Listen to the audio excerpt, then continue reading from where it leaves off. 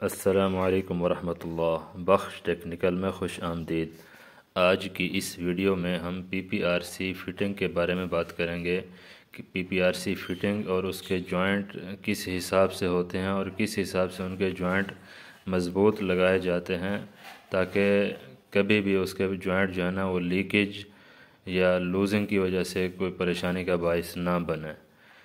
और वीडियो को लाइक करना ना भूलें। अगर चैनल पर नए हैं तो चैनल को सब्सक्राइब कर दें और साथ ही साथ बेल आइकन को प्रेस कर दें ताकि हर न्यू नोटिफिकेशन आपको मिलती रहे। तो शुरू करते हैं। ये जो एल्बो मेरे हाथ में नज़र आ रही है ये 32 mm की एल्बो है और इसके अंदर जो पाइप जॉइंट का साइज़ होता है ये होता है इसमें 2.25 सेंटी, मतलब इसमें 2.25 सेंटी पाइप अंदर जाता है तो इसका जॉइंट जो है ना वो सही से मज़बूत होता है। इस तरह ये जो हाथ में ये 25 mm की एल्बो है तो इसके अंदर जो साइज़ होता है वो तकरीबन 1.25 सेंटी होता है। तो इस तरह ये अभी ये हाथ में है, ये टी है, ये 40 mm की है।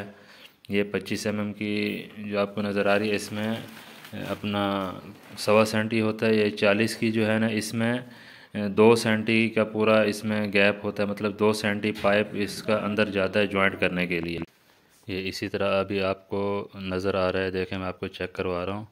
तो ये 40 mm की जो फिटिंग होती है इसमें 2 इंच का साइज़ अंदर काट दिया होता है जो पाइप अंदर जाने के लिए जगह दी होती है।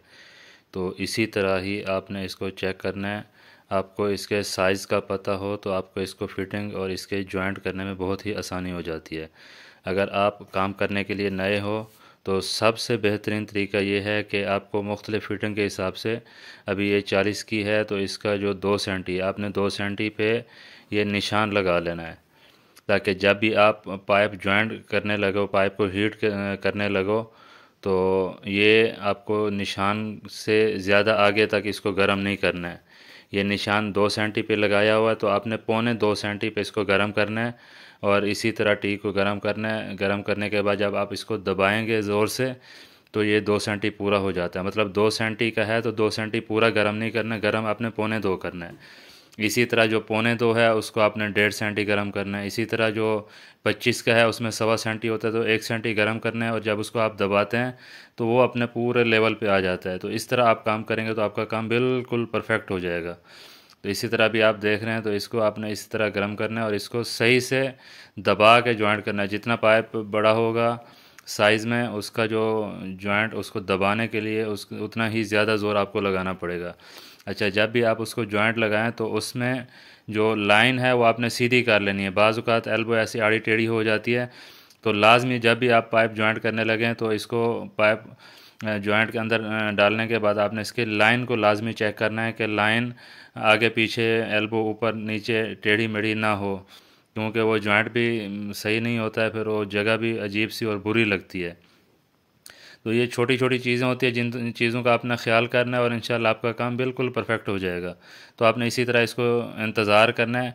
ये जो बड़े पाइप है ये अभी 40 सेंटी का जो 40 mm का पाइप है तो इसको गर्म जो है ना जॉइंट ठंडा होने के लिए कम से कम 1 मिनट इसको लाजमी आपने इंतज़ार करना है। अगर इससे पहले आप हिलाए चुलाएँगे तो जॉइंट इसका लूज़ हो जाएगा, बाद में लीकेज का ख़तरा रहेगा। अब इसी तरह ये 25 का पाइप है तो 25 का जो 1.25 सेंटी इसमें जो जॉइंट की जगह होती है आपने इसको 1.25 सेंटी पे निशान लगा लेना है। लेकिन जब भी आपने इसको गर्म करना है तो गर्म आपने 1 सेंटी करना है। 1 सेंटी गर्म करने के बाद जब इसको एल्बो के अंदर या टी के अंदर या सॉकेट के अंदर आप दबाते हैं तो वो बिल्कुल परफेक्ट 1.25 सेंटी उसके अंदर, मतलब थोड़ा सा जो गैप बाकी बचता है वो दबाने से अंदर चला जाता है, क्योंकि हीट होती है इसकी जो पीवीसी पीपीआरसी जो इसकी जो प्लास्टिक है वो नरम होती है तो पाइप अंदर चला जाता है। बस 1.25 सेंटी के पे निशान लगाया तो 1.25 सेंटी ही गर्म करेंगे तो 1.5 सेंटी तक अंदर चला जाएगा जो आगे जाके पाइप का मुंह बंद कर देता है। तो यही इसी चीज़ का आपने ख़ास तौर पे ख्याल करना है। ये जो अभी हम ये जो लाइनें हम लगा रहे हैं ये पूरी लाइनें जो टैंकी से मेन लाइनें हम निकाल रहे हैं ये उसी की फिटिंग हम कर रहे हैं। तो साइज़ तो हर जगह का मुख्तलिफ होता है, साइज़ आपने जगह के हिसाब से कर लेना है।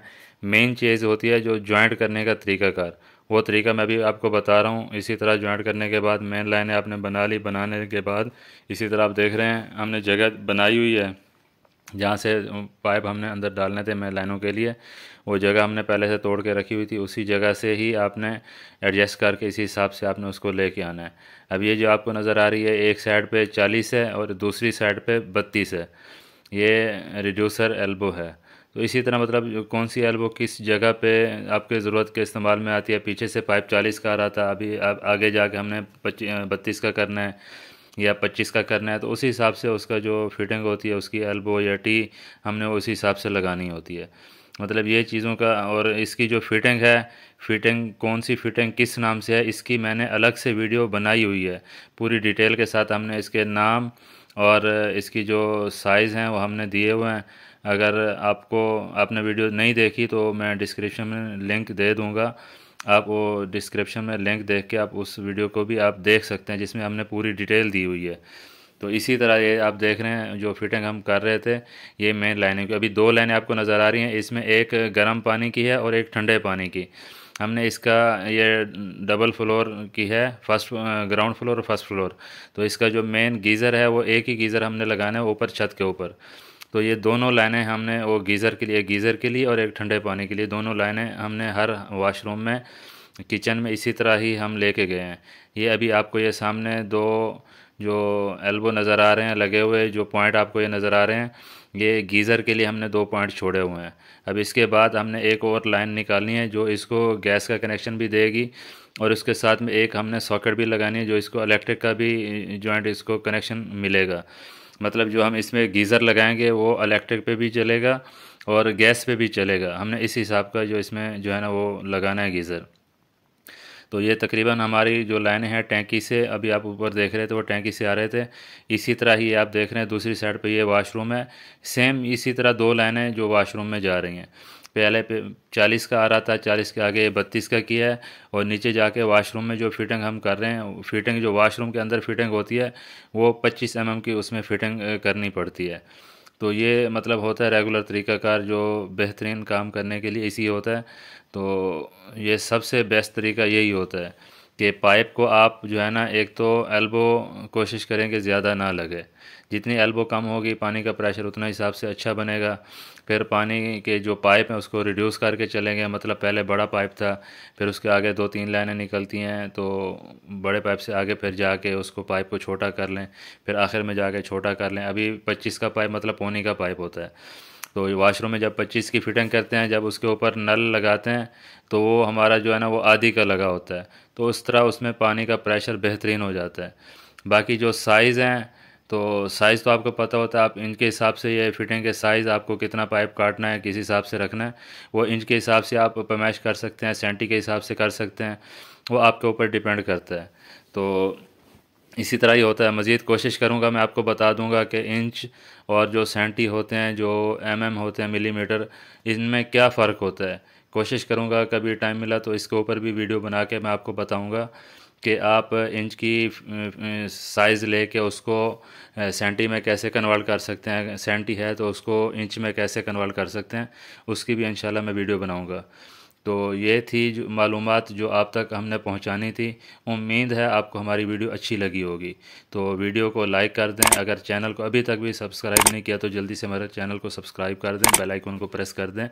मिलते हैं ऐसी किसी नई वीडियो में, तब तक के लिए अल्लाह हाफ़िज़।